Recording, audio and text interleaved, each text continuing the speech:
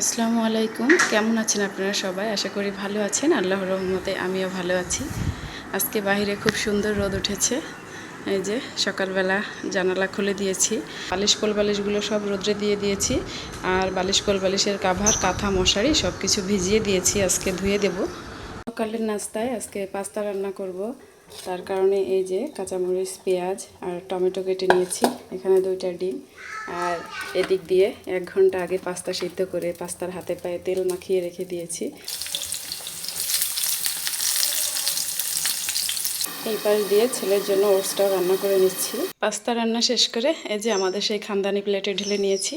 আর এখানে যে ছেলের জন্য ওটসটা রান্না করে ঠান্ডা করতে দিয়ে দিলাম। কারেন্ট তো নেই, তো এখন আস্তে আস্তে ঠান্ডা হবে, তারপর খাওয়া হবে। নিজেদের খাবারের ব্যবস্থা করে রেখে যে হাঁস মুরগিকে খাবার দিতে আসলাম। এখন তো আর আগের মতো হাঁস মুরগি নেই, যে 4টা বাচ্চা হাঁসের বাচ্চা আর মুরগির বাচ্চা আছে 14টার মতো, কিন্তু সবাই নেই এখন এদিকে। তো খাবার দিয়ে দিলাম। আর ওদের মা এখন ডিম পাড়া শুরু করে দিয়েছে আবার।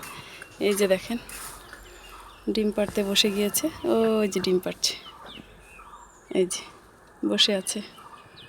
আর হাঁসের বাচ্চারা বাসায় থাকে না, ওরা হচ্ছে পুকুরে চলে যায়, খাওয়া দাওয়া করে আবার পুকুরে চলে যাবে। বিড়ালের অবস্থা দেখেন, চুপ করে বসে আছে, যদি একটা ধরা যায়। এই আর এরা হচ্ছে বাসার দেওয়া খাবারের চেয়ে বাইরের খাবার বেশি পছন্দ করে। এই যে দেখেন, খাওয়া দাওয়া বাদ দিয়ে সোজা চলে যাচ্ছে রাস্তার দিকে। মুরগিকে খাবার দিয়ে মাঠে চলে আসলাম পটল নেওয়ার জন্য। আর এই যে দেখেন আম কত ধারে হয়েছে, এই যে দেখেন আম একেবারে কাছে, একদম নিচে।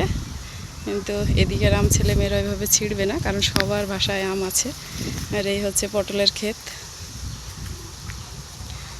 ঝুড়ি এনেছি, পটল উঠিয়ে নিয়ে যাব। কিন্তু বড় পটল দেখছি না, কালকে তোলা হয়েছে, একবার হাটে নিয়ে গিয়েছিল, আজকে আর দেখা যাচ্ছে না। পটল তুলে নিয়ে বাসায় চলে আসলাম। আর এদিক দিয়ে দেখেন আমার রান্না করা পাস্তা পছন্দ হয়নি। এই যে কালকের থাকা মাংসের ঝোল, সাথে একটু মাংস, ডিম দিয়ে ভাত ভেজে নিয়েছি আমার মেয়ে খাওয়ার জন্য।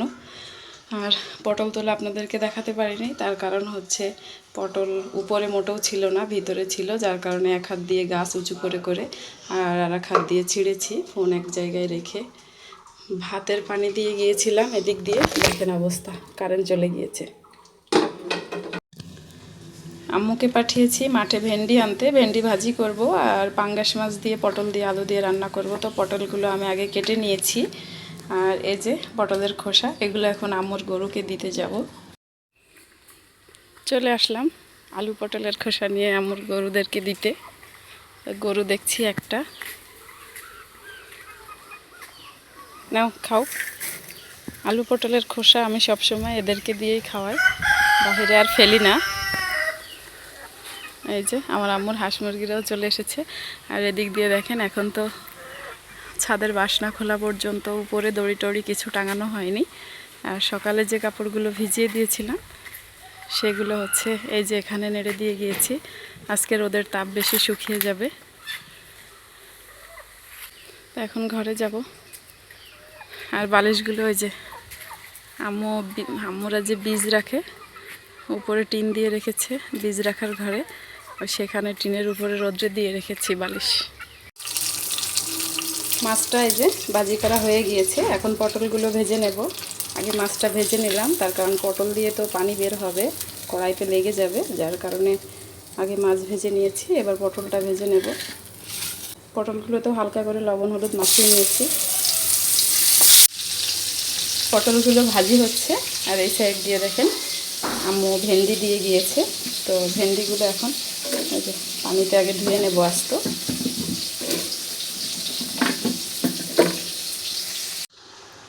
ভেন্ডিগুলো ধুয়ে কুচি করে নিয়েছি। আর এদিক দিয়ে পটল আর মাছও ভাজি করা হয়ে গিয়েছে, কিন্তু এখন আর রান্না করব না। অলরেডি 12টার বেশি বেজে গিয়েছে। ছেলে অনেক ভোরবেলা উঠেছে আজকে, তো ঘুমানোর জন্য কান্নাকাটি করছে।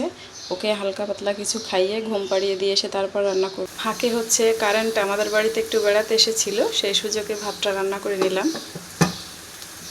ছেলেকে ঘুম পাড়িয়ে চলে আসলাম রান্না করতে। তো এক পাশে ভেন্ডি ভাজি বসিয়ে দিয়েছি, আর অন্য পাশে এই যে পটল আলু দিয়ে রান্না করার জন্য আলু কষিয়ে নিচ্ছি। আলুটা কষানো হয়ে গিয়েছে, আর এখন ঝোলের পানি দিয়ে দিচ্ছি। ঝোল ফুটে উঠেছে, এবার এর মধ্যে ভেজে রাখা পটল দিয়ে দিচ্ছি।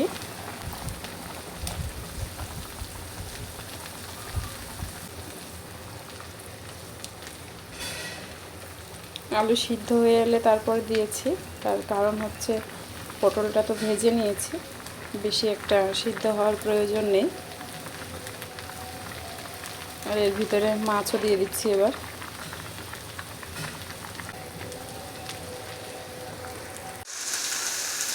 পটলের তরকারিটা রান্না করা হয়ে গিয়েছে, আর এ সাইড দিয়ে ভেন্ডিটা এখনও ভাজি হচ্ছে।